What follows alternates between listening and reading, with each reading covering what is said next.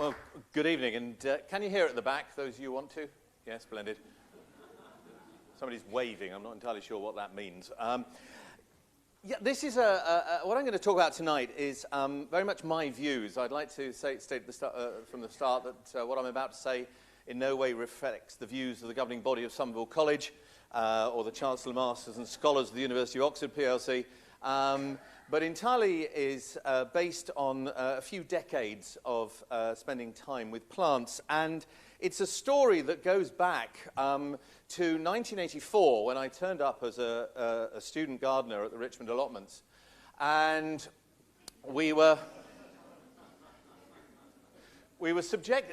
privileged to a whole number of lectures by a wonderful collection of world experts. And one of those life-changing moments for me was a lecture by this fellow who reminded me rather of my Uncle Ron, to be quite honest, but spoke with a voice that Richard Burton would have loved. And I sat in this lecture, and I normally take copious notes during lectures because otherwise I might drift off either thoughts or just asleep. And I started taking notes, and after about 10 minutes I realized that I wasn't taking notes because everything that this orator was saying just made so much common sense that there wasn't any need to write it down. It was obvious that we just had to go on, get out of the lecture theatre and get on with conserving the world's plants. And Gren knows who he is. And I've heard that lecture several times since, and it's wonderful every time. So if you don't like what I've done over the last few decades, blame that man over there. 1984, things were starting to hot up, but a lot of things have happened since 1984. The Convention on Biological Diversity has been signed, and it's a salutary lesson to some of us in this room that that crop of undergraduates, if crop is the collective noun for undergraduates, I'm not entirely sure what, a confusion probably, this year's crop of second years were born 3 years after the CBD was signed. So if you sort of think of events that happened 3 years before you were born and think about how you view those, that's their view of the CBD. It's history. It's a lifetime away, and they take it completely for granted. Since then, we've had things like the GSPC, the Global Strategy for Plant Conservation, and these have driven and given our plant conservation activity quite a lot of great structure, I think, and have led to a lot of good work. As was said in the start, my background is entirely in botanic gardens with just a year working at the Savile Garden. I've spent my entire working career in botanic gardens, and this idea of there being several ages of botanic garden has been stolen from, plagiarized from a booklet that Leiden Botanic Garden have produced to commemorate their 425th anniversary. You know, when an institution is getting desperate for funding when they have to mark the 25-year anniversaries. We did it. We did the 375th, so I know. And I think it's a pretty reasonable summary of what botanic gardens have done over the last 5 centuries, certainly in Europe. You might like to quibble with some of it, but certainly for me, when I came into botanic gardens, the plant was the thing, the individual plants. We weren't too fussed about the arrangement of them. That was decorative horticulture, but the actual plants, and we were all terribly nerdy about it. But then, due to the vision of people like, and the foresight of people like Gren and all the other members of the band, botanic gardens really got into conservation. And there was a paper in Nature last week signaling perhaps that botanic gardens could diversify a bit further when it comes to conservation. And the two Peters, Raven and Wise Jackson, and a number of their playmates wrote this paper extolling the virtues of botanic gardens getting into the whole food security, food conservation, genetic conservation related to food security debate. And this, of course, is portrayed in Nature as being wonderful, new stuff. Some places in the world have been getting on with it for several years now. One of my favorite conservation projects ever is one from Colombia. They call it themselves a botanic garden. They call themselves the Botanic Gardens of the Inheritors of the Earth, which seems a pretty good name, really, for a bunch of children who, frankly, if you saw them coming down the street, you'd find another way of going. And what these children are doing is conserving the land races of their vegetables, growing these things in plots because they know because they are very close to their food supply, they know that that genetic diversity is what is going to be needed if those crops are going to be bred and improved as climate changes, as sure it would. And it seems to me a shame that these children didn't get a mention in that paper in Nature as being there a decade and a half before. When it comes to Botanic Gardens getting involved in conservation, there is this mismatch between where the gardens are and where the plants are. So the top one there is the world inflated depending on where the plants are. So the more you have, the bigger your country is. And so obviously South America wins, North America doesn't.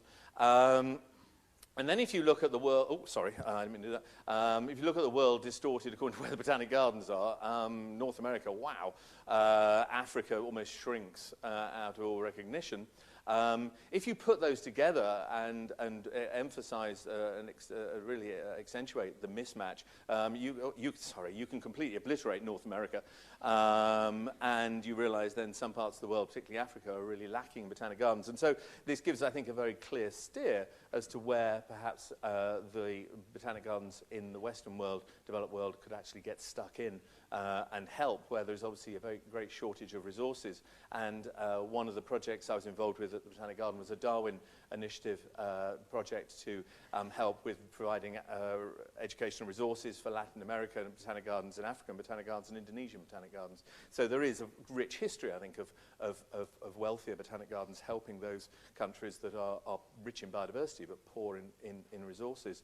And if you look at a lot of Botanic Garden collections, they have increasingly contained species, taxa, that are threatened. And there are, I'm sure, more up-to-date figures, but the number increases steadily every year. And some countries have really taken this to heart. And whilst I wouldn't suggest that having a dictatorship is the way forward for everybody, there certainly is an advantage when it comes to plant conservation, because when a government decides to do something, they just do it. There's no, I'm not sure I want to do that. They just get on with it. And the organization of the conservation in Botanic Gardens of Chinese threatened species is, I think, a very fine model that we could all learn from. And what is wonderful about this is that for every species there is a sort of protocol. What do we need to know about this species in order to ensure that its future is safe, certainly in cultivation? One of the things that I struggle with when I'm talking to undergraduates about this is putting a numerical figure on just how big the problem is, because there are so many views on this, and those views are sometimes very optimistic, perhaps too optimistic, and I'm optimistic. And this report from the Nagoya meeting of the Conference of the Parties to the CBD was one of the few that came away from Nagoya with their heart full of hope and optimism. This is, generally speaking, not the view that is portrayed of conservation. Generally speaking, it's these sort of diagrams where the more red the shade, the more in trouble that biome is. And the steeper the arrow, the faster it's getting worse, if that is anything approaching English grammar, which I'm pretty sure it isn't, but I'm sure my mother will tell me later. And these are, fairly gloomy statistics. You look at these sort of bar charts showing how different biomes have suffered, what percentage of them has gone, and only temperate woodland seems to be going back the other way. Mediterranean-type regions leading the way, really, in terms of how much has gone. What I think, though, is important to remember when you look at this sort of graph is that the grey stuff is bits that are still there. And if you look at this map put out by the UN, then you can see that there is still an awful lot of forest left. And to say that it's all gone is simply not true. And I think if we spend too much time saying it's all gone, and then it patently hasn't all gone, we look like we don't really know what we're talking about. We're scaremongering. We're over-egging the pudding. And I don't think we need to overemphasize the figures, because some of them are fairly dreadful. But they can, again, even the raw data can be manipulated. Under the cuttings thing there, you can't read it. It's basically, it says 8 out of 11 species surveyed under threat. And you're thinking, good heavens, that's a hell of a lot. The thing was that the sample they chose was very unrepresentative of the world's plants. And so for that unrepresentative sample, yes, it looked like, no, it was curtains. But the situation is not that bad. This paper, which if anybody wants a citation, I shall dig it out, but shows that somewhere between 22 and 64, I think 62% of the world's plant species are threatened with extinction. Who do you believe? I think the general figure is somewhere around 25, 28% of plant species will go to meet their maker in the next 50 years unless something is done. Now, the situation does not seem to me, certainly if you believe the figures, to have changed as much as we would have liked it to after 30 years of work. I don't know, 30 years ago, I was listening to Gwen talking about this sort of thing. What is missing? And this paper in Science a few years ago, I thought, was fascinating because it tried to see where we were missing a trick. What did we have? What didn't we have? We seem to have plenty of policy. We seem to have plenty of people saying this is what we want to do, governments getting on board.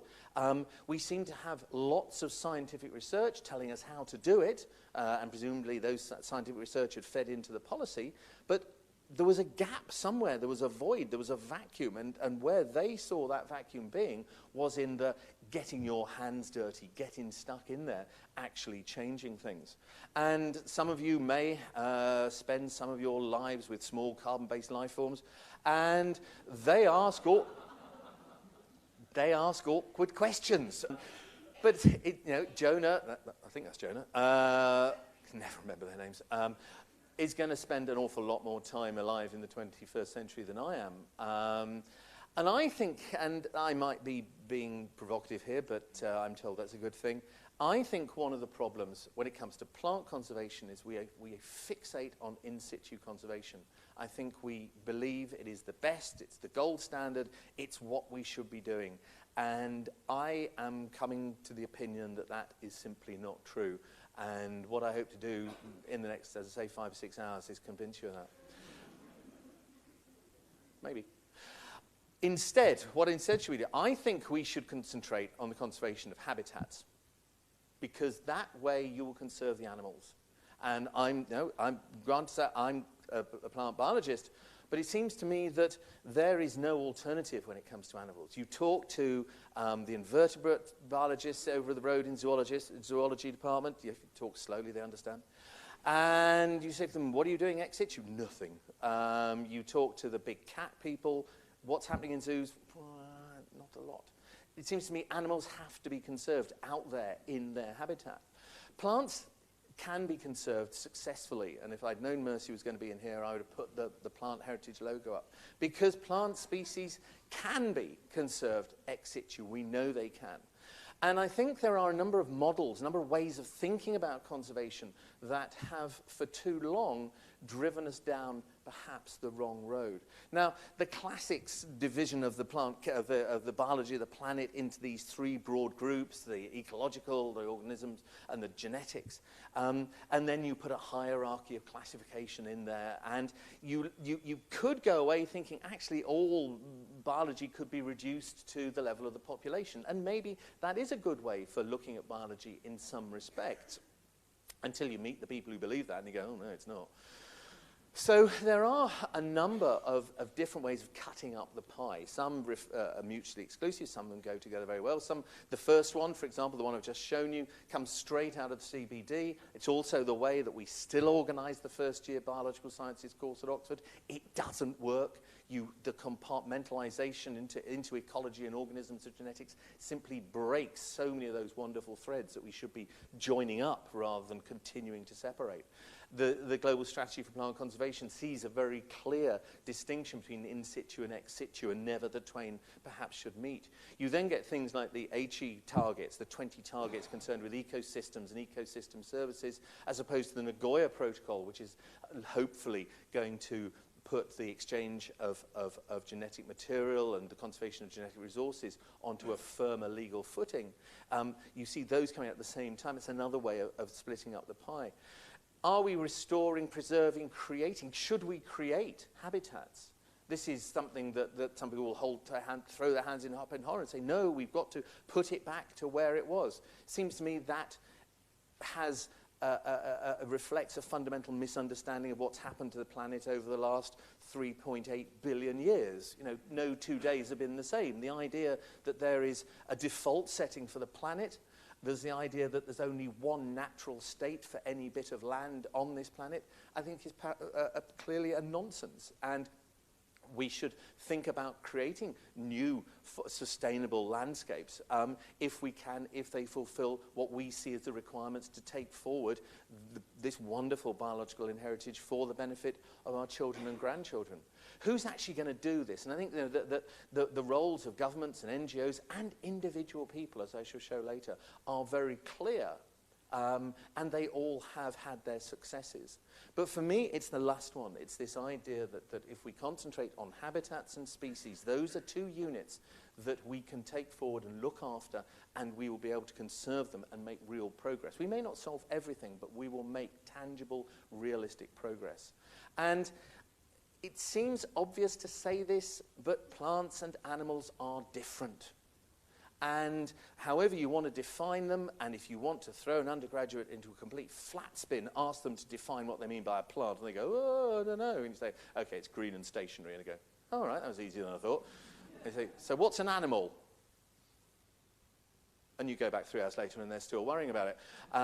They can't do it. But the idea that green stationary organisms should be conserved in the same way as loud, noisy, booming, flappy things is, I think, an unrealistic way of looking at it. And there was this classic paper by Claire Kremen and her chums in Science in 2008. And what Claire and her mates were trying to do was they were trying to come up with the best 10% of Madagascar. The then president said, right, target for the GSPC is that 10% of the world will be protected, therefore 10% of Madagascar would be protected, but which 10%? And so what they did was they decided they would look at this taking 6 taxa. So they took lemurs, obviously, frogs, geckos, ants, butterflies, and plants. You know, as taxonomic ranks go, they're slightly uneven. But they wanted to see whether they could come up with a better way of finding out where the best bits were. Because traditionally you pick just one surrogate, and to go for 6 was extraordinary. They chose out of those 6 over 2,000 species. They divided the island up into over 500,000 quadrats, because each quadrat was less than a square kilometre. Compare that to the GB Atlas of the British flora, and it's far more detailed than that. They bunged in all this data, and the computers just melted. They had too much data for the computing power, which is, you know, in itself is extraordinary. And they came up with, to start with, a single taxon solution for each one, which was the best 10% for each one of those collections of species. And they didn't match. Boy, they didn't match. If you wanted to conserve one population of each one, then 1.6 of the island was enough. But that obviously isn't enough. If you bunged them all together, then you had to conserve over a quarter of the island. And that was never going to happen, because there's a lot of hungry people in Madagascar, a lot of very poor hungry people in Madagascar. They then thought about, okay, what do we do? If that's my mother, I'm not here. They then thought about, okay, we've heard about this idea of habitat fragmentation. We don't want lots of little bits. We want to join them up. We want to. So they carried out a smoothing algorithm that changed the boundaries a bit more. And then they went, oh, bugger, we forgot about where the nature reserves are already. So do we include those, or do we start with a clear piece of paper? And you know, there's a great tute that I think at least one of you's had, as to whether you should shut protected areas, abandon them, whether that sends out the wrong message, or whether it actually shows that we're starting to be rather more pragmatic and practical about these things. But what this paper shows is that you can, using this sort of data, come up with an answer to the question, what is the best 10%? But it is very difficult to accommodate animals and plants together. So my thoughts, whether I'm getting to on this, is plants are amazingly easygoing things. You know, there are 3 really simple ways that you can look after these things. You can protect them completely away from all the other nonsense that's going on in the world. You can collect their seeds and put them in a seed bank. Now, I know someone's going to say, oh, but 30% of them are recalcitrant. I know there are, but there are other ways of banking maybe embryos in cryogenics. We can grow them. You know, there are, 70,000 taxa in cultivation in this country alone. We can, and I'll mention one later, we can grow them in their habitats. But we are blessed when it comes to plant conservation that we have these three options. Each one has its advantages. Each one has its disadvantages. Discuss. And if we try and do each one of them for each species, then we're going to be doing incredibly well when it comes to plants. Animals, though, as I said earlier, you can't do that. You can freeze them, but it's quite a negative outcome. But habitats, we can do something with habitats. We can protect them. We all know we can protect habitats. We're going to see some tonight. We can restore them back to maybe something we remember they were like, in our childhood.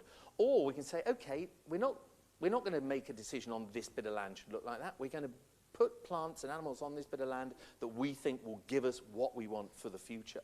So I think, well, this is my central theme, is this idea of habitats and species. And the legislation perhaps was way ahead of me. This is the new sort of iteration of protected areas. I think we maybe need to point out to the people who are trying to dig HS2 through the Chilterns that they shouldn't be. But there is no alternative to habitats when you want to conserve species.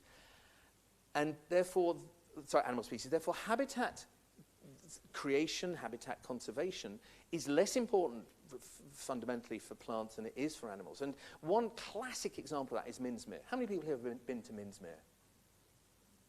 Oh, you've got to go. If you haven't been to Minsmere, it's been on the telly on Springwatch, but don't let that put you off. They've gone now. Sorry, it's very rude. Sorry. BBC Two, helicopter budgets. It's a magical place. I find my soul at Minsmere, I think.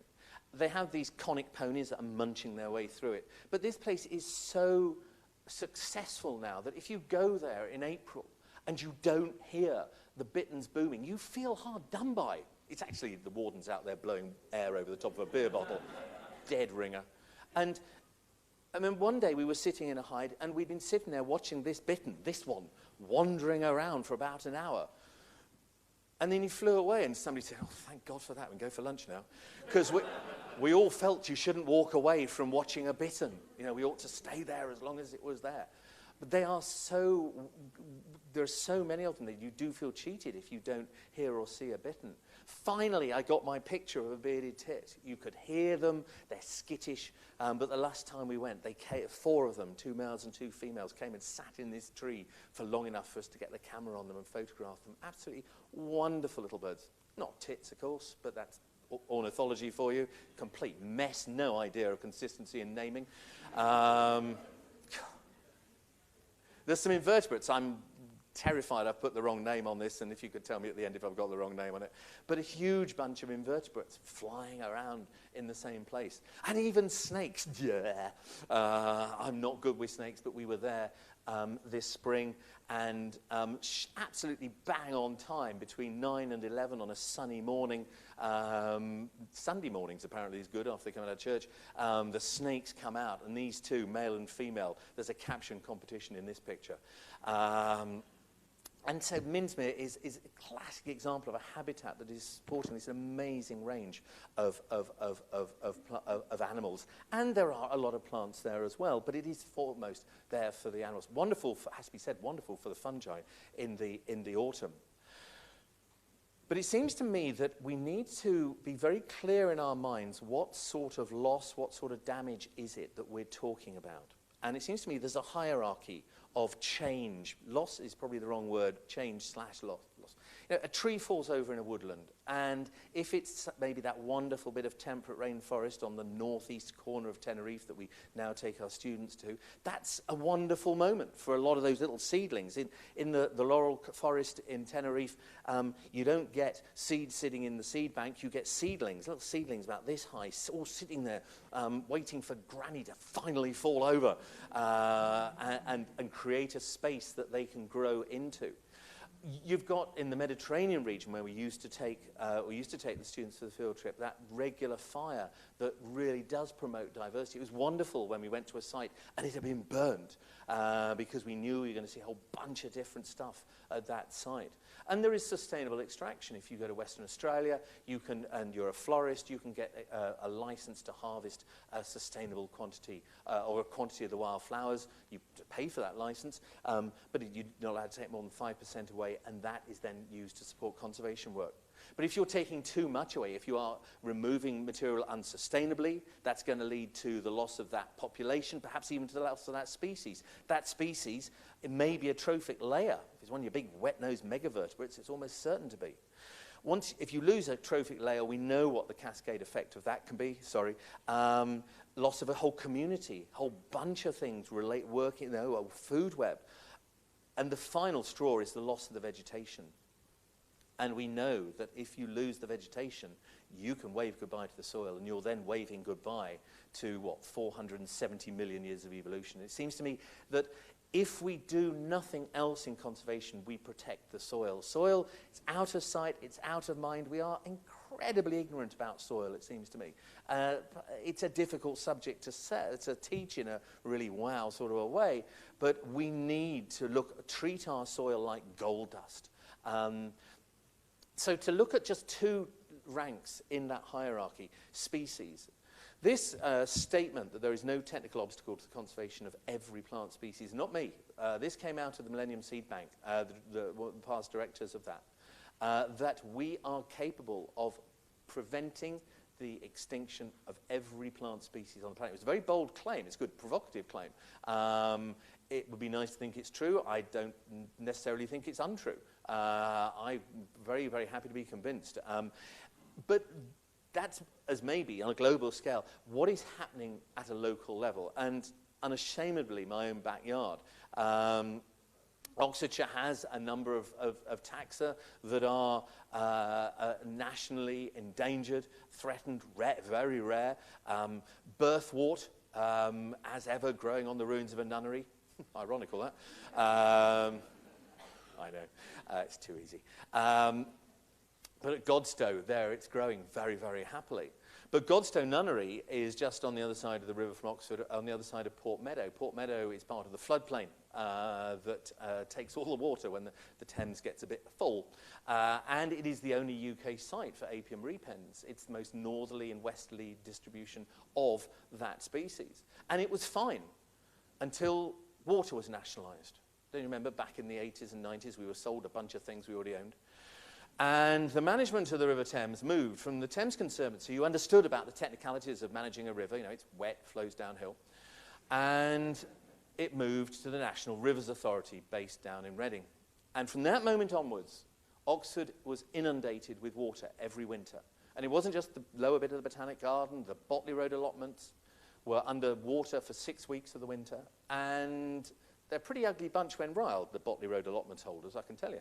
And they rang up the National Rivers Authority, and so did we, and we said, look, what's going on? Why are you holding back the water every year? We're used to flooding once every 10 years, but every year is getting a bit beyond a joke. What are you doing? They said, we're trying to save Slough.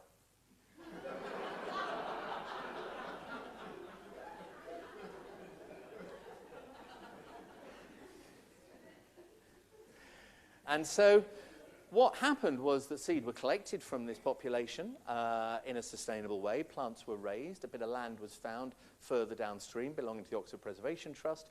And upon that piece of land, we now have 100 square metres of Apium repens doing incredibly well. Thanks very much. Whole bunch of different organisations involved with that. The Botanic Garden was involved with the propagation. Cathy Warden, one of my colleagues at the time.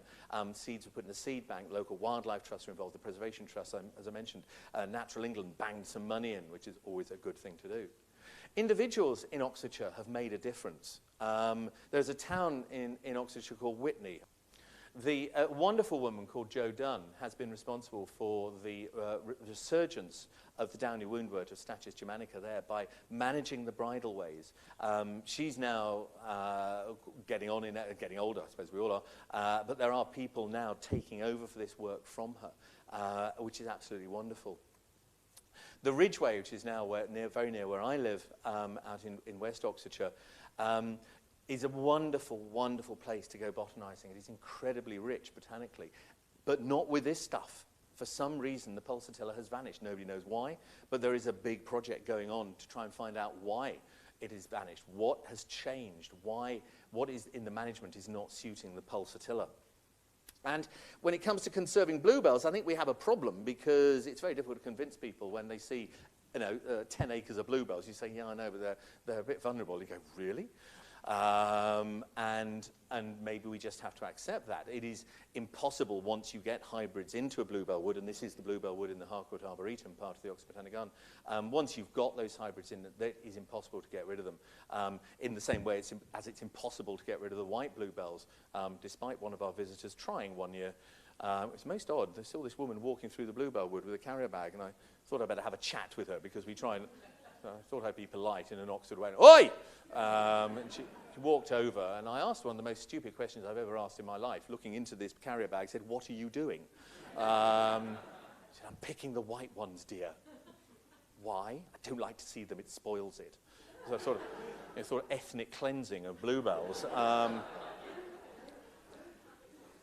But just because you've got 10 acres of bluebells, they could be a clone.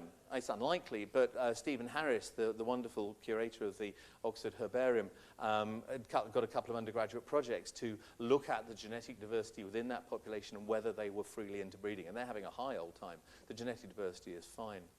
And inevitably, in any time spent with me, there's going to be one of these. And Euphorbia stygiana is one of the Macaronesian euphorbias, and it's vulnerable. It's an oceanic island endemic, and we all know, those of us who have been to oceanic islands, that these are fragile. They are very vulnerable to all sorts of problems, particularly invasions by non-native species.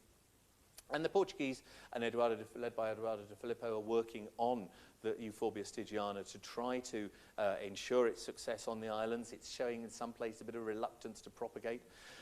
But as the holder of one of the Plant Heritage National Collections of euphorbias, this was obviously part of our remit, was to look after the rare ones or the potentially rare ones. First thing we wanted to know was, could we grow it outside? If we were going to get involved in a species protection project for this, we wanted to be able to grow it outside. I wasn't going to start burning gas to keep it alive.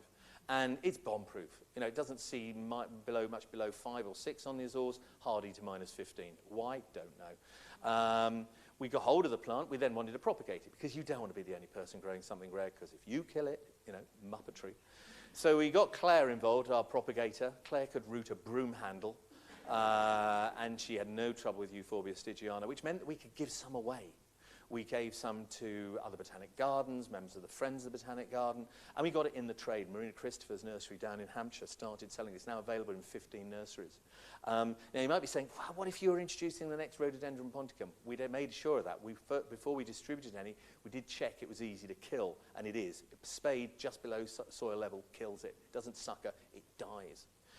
So those two women between them had fixed it in cultivation, if 200 gardens is fixed. But then the plants were mature and they started to produce seeds. So one of my students, a girl called Susan McBurney, did her final year project, looking at different sowing times, different composts, when was the best time to sow. Because when I sowed the seeds, about 95% of them germinated, and then I managed to kill about 75% of the seedlings. Susan looked at different composts. Was it a loam-based or a peat-based? Loam-based, far better. Good old John Ennis was much, much better. They didn't do so well to start with, but after 2 years, you couldn't tell the difference. When you planted them out, they survived. We learnt about the control of pests and diseases, the control of thrip with predatory mites. So now we had a blueprint for growing this thing from seed, and we knew that if for every 100 seeds we harvested, we could get 85 of those seeds to be flowering plants. We were lucky. Euphorbias, generally speaking, are not that picky when it comes to pollination. Essentially, they have the morals of alley cats. And anybody is welcome, and they're incredibly self-compatible, which is great, also a bit hybridizey as well, which is interesting. But we didn't have that added dimension that some species recovery programs have, that you've got to do the pollination by hand. But the next thing was, what about storage of these seeds? Were they dormant when they came off the plant? Did we have to do something to them to break the dormancy? In fact, we just had to wait 7 months, which was fine. Which is probably indicative of a Mediterranean heritage for this species. But what Julia showed is not only they were dormant, but that seeds that were stored in an envelope in a drawer, those seeds were dead within 2 years, partly because they just died and partly because the mice ate them. We knew that they had a relationship with ants, and they had this eliosome that the ants means they take them away, which is great, because they will also bury them a bit, which is wonderful. And this, we knew that, we did find out, however, that if you dried and froze them, they were absolutely fine. And this is the only real mention I'm going to make of seed banks, but I'm a huge fan of seed banks. I've had a sort of road to Damascus change of view on this one. I was not always so. And there has just been launched this Global Seed Conservation Challenge run by Botanic Garden Conservation International to award prizes to gardens who have achieved particularly spectacular results by 2017. And people have said, well, what's the use of a seed bank? You know, what have you got? Well, you've got a seed bank. You know, you've got something that you can draw upon and you can use in the future. And it's an incredible resource. And the animal people would love to have one of these. And they regard it very jealously, and they haven't. But the final stage in this program with Euphorbia stygiana was to create a self-populating population in the Botanic Garden. And we didn't. We got a big population of them. We got no self-sown seedlings underneath our parent plants. So the fifth woman in this project, Helen Humphreys, another undergraduate, set out to find out what was going wrong. Why, when the seeds fell off the parent plants into the soil under those parent plants, did they not germinate and grow into seedlings? Because there was nothing wrong with the soil, because she sowed some under the parent plants and she sowed some in the same soil but in the greenhouse. And in the greenhouse, the plants came up like mustard and cress, and outside, not a single one. And when she grubbed around in those trays, when we lifted them from under the parent plants, she found a number of the plant seeds had been bitten in half. And it turned out that it wasn't ants or mice in this case, it was birds. And when she watched, it turned out to be wrens. Now, the irony of that is, if you look up troglodytes in your RSPB book of British Wren, it says this very common insectivorous... What? It's insectivorous. What have we got? We've got a bunch of vegetarian wrens who every morning fly over from West Oxford, where these sort of people live, with their sandals hanging from their feet, you know, a copy of The Guardian under what... and predate the Euphorbia stygiana. And Helen thought, well, that's odd, because, you know, we've got all these euphorbias, we've got far too many of the wretched things, and those all seed around. So she gave them a choice, and she put 10 trays out with different euphorbia seeds, species in, and they went straight for Euphorbia stygiana. She then mixed them all up, and she watched them pick out the Euphorbia stygiana seeds from a mixture. When asked, 9 out of 10 wrens said they preferred...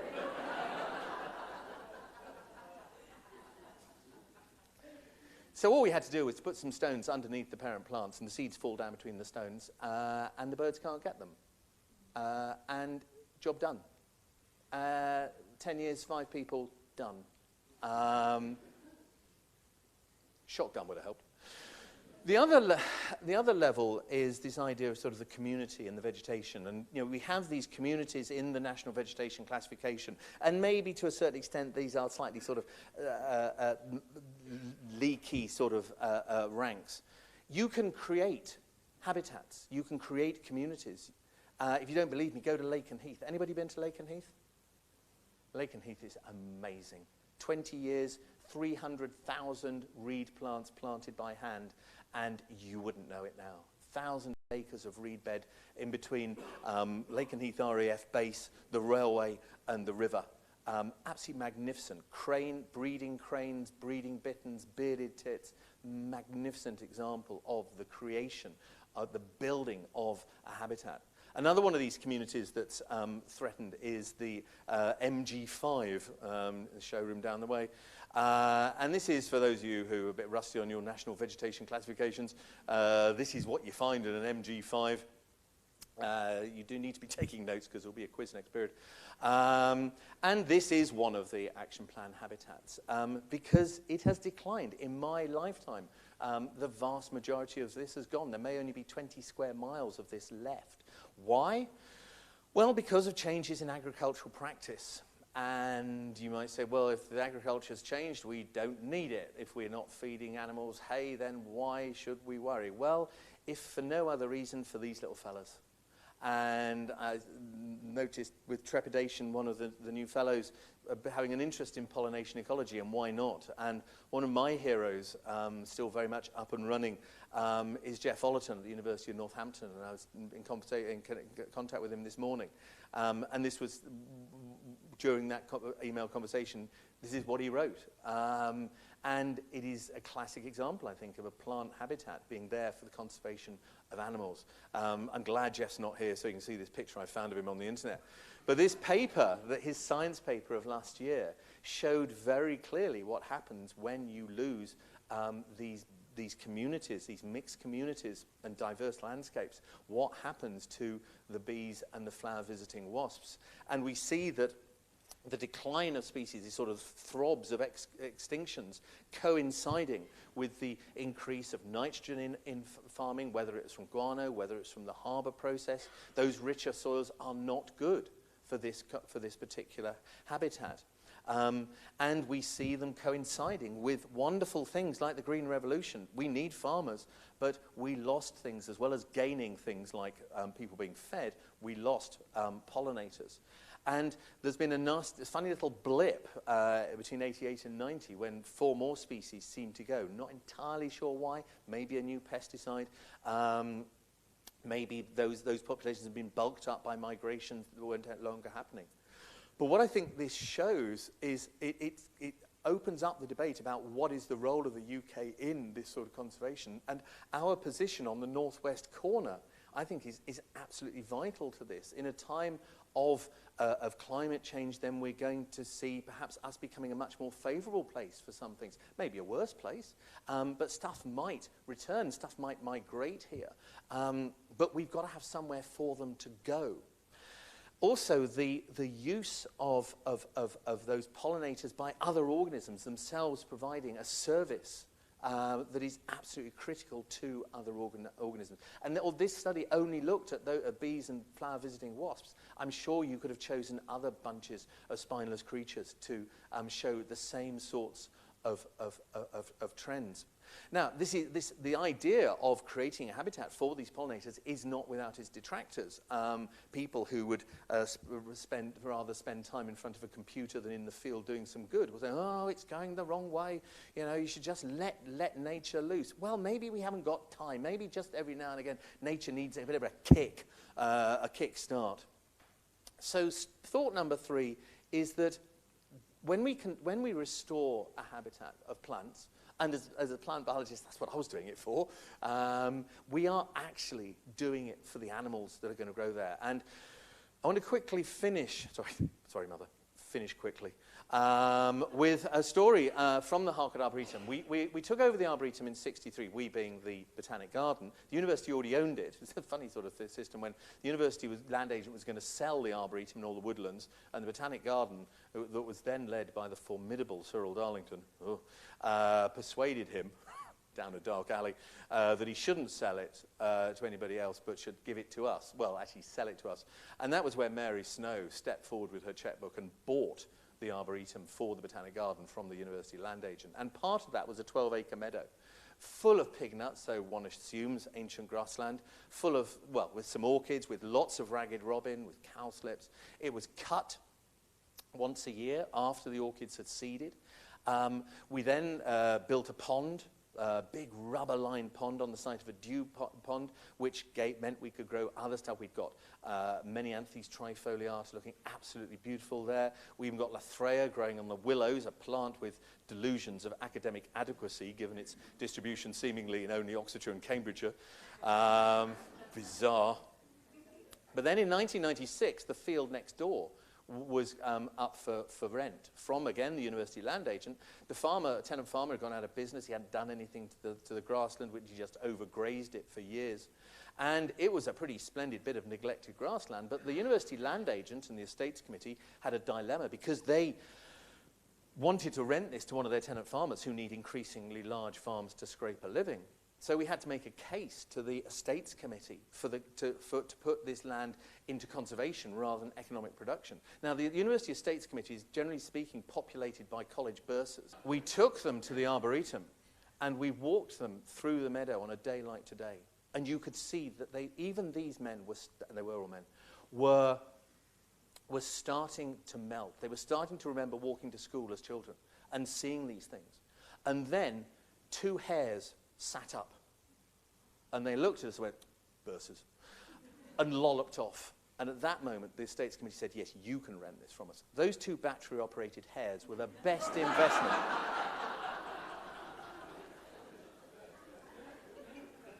And so we took this 25 acres into, and we spread the cut across from one to the other. There were plants in both sides that were unique to those 2 sites, so we got more diversity. We had to choose what regime to use. Which one do we go for? Did we continue to do this cut until end of July, beginning of August, and then aftermath graze it, or did we do the other way around, which is really good for grass snakes, and I don't like snakes, so we went for this one. The timing is important. You know, end of July is the, sort of the ballpark date. Though it does help if you have a headland to cut it back and leave it, not to harvest it, to produce more flowers later on for late nectar production. We got some animals in to do the aftermath grazing. We got a squadron of Aberdeen Angus 18 cattle to come in and puddle around and what have you. And we certainly noticed that the grazing did increase the diversity because undergraduate projects showed this. And then we got to countryside stewardship, and that meant that we could control the ragwort, we could look after those wonderful veteran trees, we could put in disabled access so you can get a motorised wheelchair up there. We planted hedges. Wonderful nurseryman in Oxfordshire, a man called Murray McLean, who's written a book on hedges. We bought his conservation mix, 12 different species. What do you end up with? You end up with a barn owl. You end up with a wonderfully laid hedge, but those invertebrates that pollinate the flowers, you then get the fruit, you get the birds, you also get the mice and the voles and the shrews, and you get a lovely looking hedge, but you also get a barn owl in the barn. And then in 2006, another 50 acres came available, this time for purchase. Palmer's lees had been cultivated, then it had gone into set aside, and the owner gave us first dibs. He said, if you can raise the money by Easter, I'll sell it to you. I'd rather you had it. Didn't look very big on the map, enormous. 50 acres is vast. So we bought it. The Friends of the Botanic Garden in 3 weeks gave us the 185,000. We then thought, right, we bought it, now what have we got? And we found we had quite a lot of species diversity, but about 90% of them were daisies and grasses. We needed advice, and we went to a wonderful man called Charles Flower, who gave us all sorts of advice about seeds, about soil. These are critical. First thing was, we had too much Yorkshire fog. You can, and we did. And in order to control that, yellow rattle was going to be essential. And it's fascinating walking across Hyde Park this afternoon. An awful lot of yellow rattle in Hyde Park controlling the grass there now. But the rest of the seed, from where were we going to get that? Well, we were lucky. We already had a meadow producing a lot of that seed. But we knew we were going to have to get more seed if we wanted to do it in one go. And we simply couldn't find or afford even enough seed to do the whole 30 acres in one go. So we decided to split it into 3/3. We decided to augment the seeds with cultivated plants, from cultivated plants on a big scale that Charles could supply us with. And this is important, the way you manage these propagation beds, obviously. And since we started, it would be much easier now because we have the Native Seed Hub. And this is a wonderful project out of the Millennium Seed Bank. And so we had our seeds, and if you're wondering what this is our meadow in this really useful box. We added various things to it. And that meant that we got that variation in rooting depth. That means apparently the hay tastes much better to the animals, which is really good. I don't know how you ask a cow whether or not, listen to whether it lows. But we were aware that we needed this diversity of nectar. The research has shown that a lot of butterflies, a lot of work done by Jeremy Thomas across the road in zoology, that they want a diverse mosaic of habitats. So based on work done down at Winterbourne, we dug a pond. Very important when we were preparing the soil, and any gardener could tell you this, you've got to get rid of those really bad perennial weeds. We were very fortunate we didn't have them because it had been arable land. And so we prepared the land like you would any seed bank, whether you were sowing a lawn or whether you were sowing a meadow. And we sprayed off with half-strength glyphosate, shallow ploughed it, got a lovely tilth, and sowed it in the first lot in the autumn of 2008. And it came up absolutely wonderfully. Another undergraduate project. Undergraduates are wonderful projects. They're bright, they're motivated, they're free. And And this coincided with the production of the vegetative key to the British flora, which has been absolutely invaluable. And stuff grew. Boy, did it grow. I mean, the difference in 6 weeks between the top left, top right, and bottom right there. We had to cut it back to 6 inches to make sure that some of the late germinating stuff could see the light. It was that successful. And so we prepared the second third for the following year. And then that autumn was so wet, we couldn't get on there with the tractor. So we left it till the spring. With hindsight, I would never have done that. I'd have bought everybody's wellies in a bucket and we'd have sown it by hand. And it might have taken us a couple of days, but that was a mistake. It has taken a long time, and it still hasn't happened that that middle third is doing exactly what we expected and sort of want it to do. But by 2013, we're starting to get a succession of dominance by different plants, and they are slowly starting to even out. But an extraordinary transformation in just 6 years. You can put back these habitats. This is helping to reverse the decline that Jeff Ollerton has shown. We're also, along the way, conserving some rare sheep genes, possibly the most stupid sheep in the history of sheep, which is going some. But half the world gene pool or gene puddle of these things is in the meadow. We borrow them from the Taylors of the Rykert estate near Thame. And this was only possible because of the Friends of the Botanic Garden, a wonderful bunch of people. 20 acres we put back to woodland. We want to extend the bluebell wood. We planted 13,000 trees. They're coming along a treat. But we've got to bang on about this. We've got to tell people about it. Sorry, I'm very near the end, honest.